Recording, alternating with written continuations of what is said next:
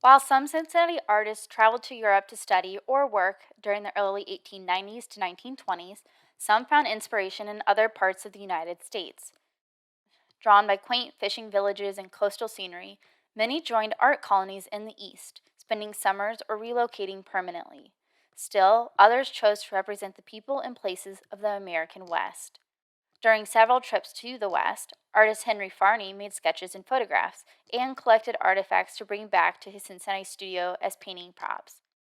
Works by Farny and other artists who depicted the West, however, did so by misrepresenting reality. Since the arrival of Europeans on North American soil, indigenous peoples were dislocated from their lands, met with violence, forced to assimilate, and systematically moved onto reservations. These attacks increased in the 19th century as settlers relentlessly pushed westward.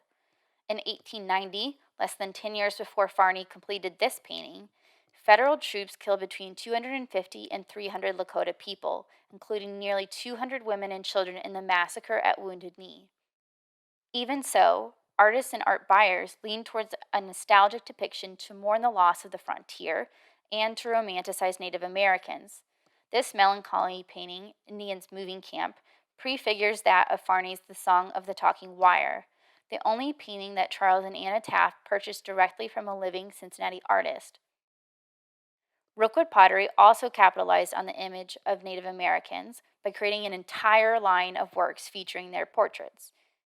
Grace Young completed many of Rookwood's American Indian subjects. She decorated this vase with a full-length portrait of Hattie Tom, a Chiricahua Apache woman, based on a photograph by Frank A. Reinhardt. Young portrayed Tom just as Reinhardt did, wearing traditional dress, long necklaces, and a large Christian cross. Rookwood purchased many of Reinhardt's photographs for source material. This vessel was likely exhibited at the 1900 Paris Exposition, where Rookwood won the grand prize.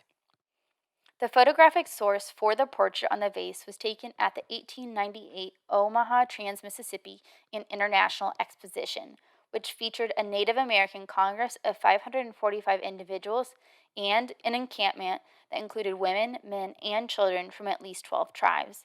The Kiowa and Apache sections alone encompass 4 acres, populated with 250 teepees.